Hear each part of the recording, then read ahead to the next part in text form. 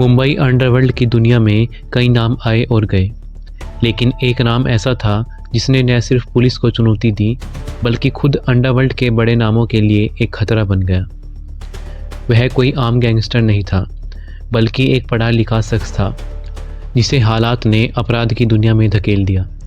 वह पुलिस और गैंगस्टरों के बीच अकेला योद्धा बन गया, लेकिन उसकी कहानी का अंत एक ऐतिहासिक घटना में हुआ, मुंबई पुलिस का पहला एनकाउंटर। यह कहानी है मनिया सुर्वे की, एक ऐसे इंसान की जिसने अपने दिमाग और ताकत से मुंबई के सबसे बड़े गैंगस्टरों को चुनौती दी, लेकिन आखिरकार गोलियों से छन्नी होकर सड़क पर गिर पड़ा। तो चलिए जानते हैं मनिया सुर्वे की पूरी कहानी। लेकिन वीडियो में आगे बढ़ने से पहले अगर आप इसी तरह की और भी वीडियोस देखना चाहते हैं तो हमारे चैनल को सब्सक्राइब कर नोटिफिकेशन ऑन कर लें। मनिया सुर्वे का असली नाम मनोज अर्जुन सुर्वे था। वह एक मराठी परिवार में पैदा हुआ था और मुंबई में पला बढ़ा। उसका बचपन आम बच्चों की तरह बीता और वह एक होशियार लड़का था। उसे पढ़ाई का बहुत शौक था।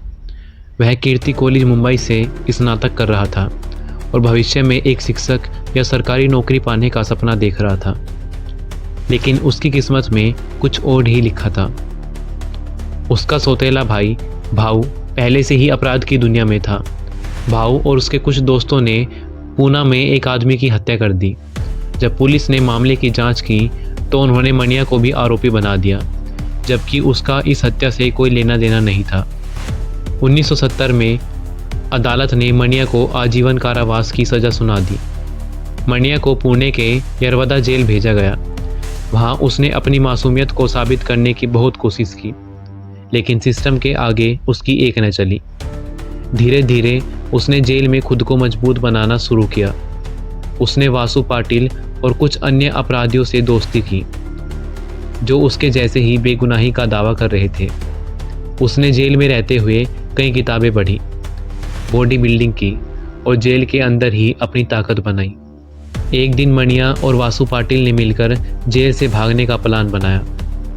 एक गार्ड को धोखा देकर जेल की दीवार फांदकर वे फरार हो गए।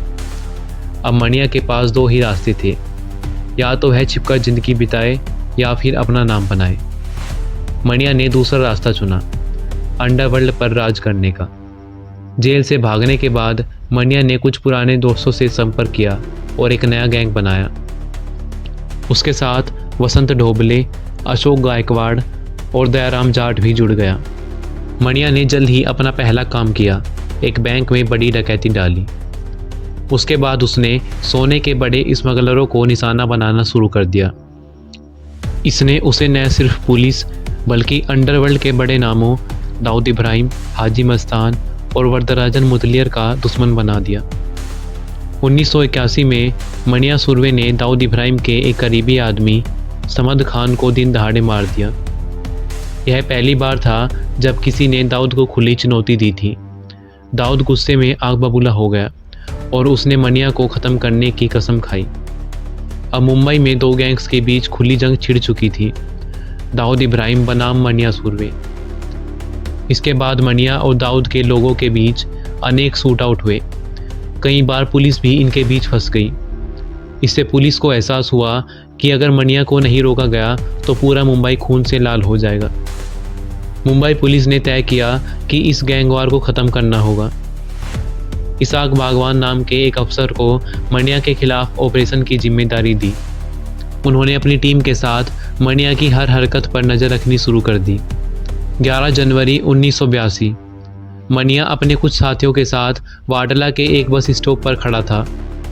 जैसे ही पुलिस ने उसे देखा, उन्होंने चारों तरफ से घेर लिया। मनिया ने भागने की कोशिश की, लेकिन पुलिस ने 22 गोलियां दाग दी। मनिया वहीं सड़क पर गिर गया, खून से लथपथ। मनिया का एनकाउंटर मुंबई पुलिस का पहला आधिकारिक एनकाउंटर था। इसके बाद पुलिस ने ऑपरेशन क्लीन अप शुरू किया, जिसमें अंडरवर्ल्ड के कई नाम मारे गए। वह पहला गैंगस्टर था जिसे पुलिस ने खुली सड़क पर मार गिराया। उसके बाद कई अन्य एनकाउंटर हुए, जिससे मुंबई में अंडरवर्ल्ड का खात्मा शुरू हुआ। तो ये थी मनिया सुर्वे की पूरी कहानी। एक पढ़ा लिखा लड़का जिसे हालात ने गैंगस्टर बना दिया।